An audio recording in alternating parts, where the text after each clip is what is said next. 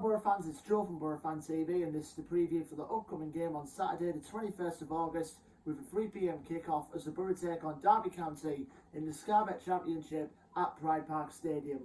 Well, Boro fans, it's safe to say we were brought down to earth with a bang with our first league defeat of the season in midweek as we lost to a very game QPR side. I mean, obviously, leaving the incidents aside, obviously the Charlie Austin headbutt aside, believing that because obviously the ref didn't see that, and neither did some Boro fans in the naked eye, so to speak. But the game itself obviously was good for the neutral, but obviously not if you're a Boro fan with that 3-2 defeat. Even though we got off to a very decent start, we won a penalty in the first half after Lyndon Dykes pulled down Dale Fry in the box, and Uche Piezu for the second successive home game scored at the Riverside, this time from the spot. And then second half is when the real action started, so to speak. QPR netted the equaliser for an unfortunate own goal from Johnny Howson. One of those, I mean, I think in that second half, I think our defence in that game, both Hall, Fry and Spence and Bowler both had a bit of an off night, but you can't really blame on Joe Lumley for those goals, to be fair, which I'll get to.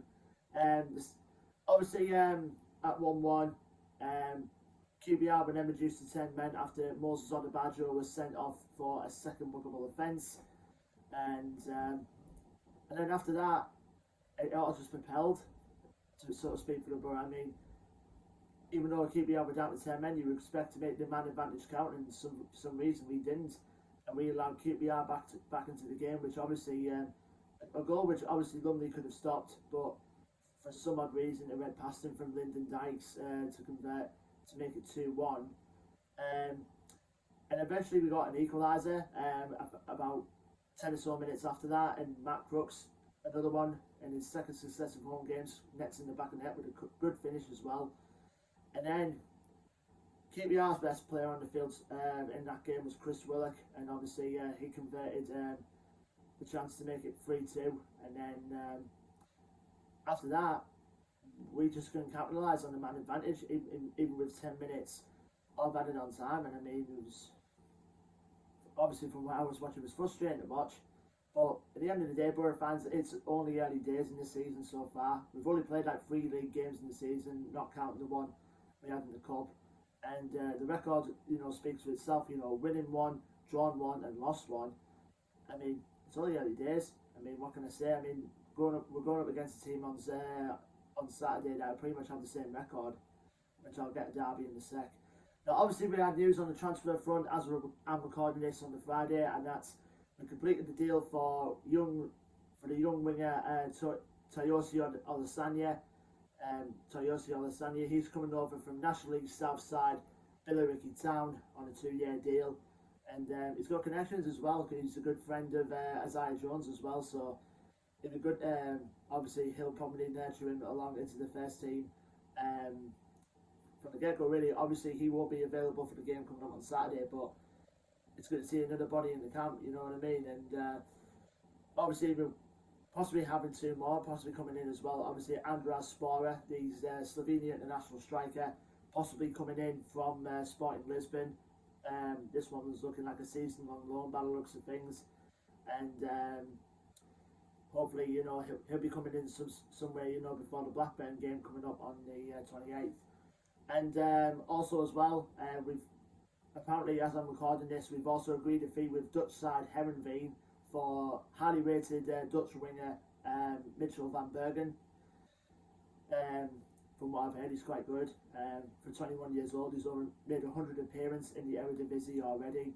And like I say, Boro fans, the transfer window doesn't close till about over a week's time on August the 31st, so still a good few days left, obviously, to get them deals in, and I think that'll be our business done after we get those 2 players.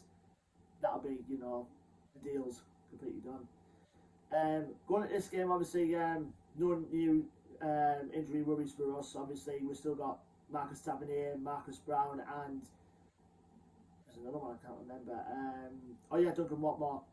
They're both set to come back from their respective injuries, possibly at the end of next week or possibly after the international break. So we're all waiting on them three to come back. But apart from that, everything's all fresh and dandy in the squad. I mean, Neil Warnock does have plenty to choose from. Obviously, it depends on him where he wants to choose for the game coming up on Saturday. Now, going on to our opponents, Derby County, obviously their problems off the field, you know, from the start of the season, obviously it's been well documented. Obviously, the clubs, they're trying to get sell off the club and get new owners in, and they had their problems themselves with the transfer embargo that they had at the start of the season. I mean, they can only bring players in on loan, and they can bring in free agents, but only on one-year contracts. I mean, there's a couple of clubs that have that this season. I think Birmingham City and Reading are the others.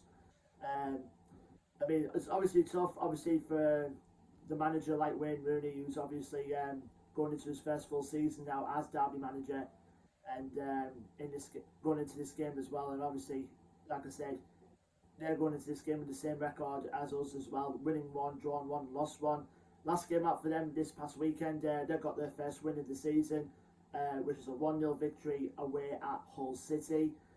So there's some positives along the side of Derby now. I mean, obviously they've still got some problems, you know, off the field. Like I said, they need to get rid of. But apart from that, you know, on the pitch, it's looking up for them, so to speak, in a way. Now, obviously the players have got in. Obviously, you know, the transfer embargo they had. Like I said, they can probably bring in like 1-year contracts with free agents and loan deals. But the players have got in as well, got in at the moment. Like Sam Baldock, for example, who scored on his debut this past weekend. He's just recently come in. A former Boro player as well, Ravel Morrison, he's on their ranks now as well. And they've also got Phil Jagielka, who's 39 now. I mean, good for him. Curtis Davis partnered alongside him in centre back, and they've got a good youth set up in there as well at Derby, like Louis Sibley and Jack Stretton, who's coming up off the bench for them recently. And also they've got other players in there that, you know, like Nathan Byrne and Max Bird as well. So we've got Colin Kazan-Richards in there as well, but unfortunately he's picked up an injury as well, and along with Jason Knight as well. They're both injured, and they probably won't be available for the game on Saturday. But either way, regardless of the problems they have, you know, Derby are usually a tough side to beat, and we found that out the hard way the last time we played against them, which was at Pride Park last season. Derby went out 2-1 winners on that day as well, with goals from Lee Gregory and Colin Kazan-Richards. We did pull one back late on in the first half from Neeskins Cabano, and went from there. Obviously, we got a tough record, you know, so to speak, at Pride Park. I don't think we've won there in the last 3 attempts. I mean, 2 losses and 1 draw. I think our last win there, you know, came back in 2018, I think it was, with Mo Bessage and Britta Sombalonga getting the goals in the 2-1 win for the Borough that day. I think Derby scored late on for a David Nugent penalty. But apart from that, you know, Borough fans, if there was ever time to pick up, you know, the next couple of wins, obviously going into the next international break, these next 2 games coming up are certainly going to be the case. You know, if we want to go into the international break, you know, with 2 wins, you know, that'll be well set up for me, especially, you know, try and get up the table as soon as we can before we start back up in mid-September for the league games coming up. Anyway, let me know your thoughts and predictions for the Derby game below, Borough fans. Leave a like and subscribe as always, and also comment below your thoughts and predictions for the game. Facebook, Twitter and Instagram links will also be in the description as well. And until then, Borough fans, I've been Joe from Boro Fan TV, and I will see you on the next preview video, which will be for the game on Saturday, the 28th of August, as Borough play their the last game before the international break at the Riverside against Tony Mowbray's Blackburn Rovers. Until then, Borough fans, take care, stay safe, and up the Borough.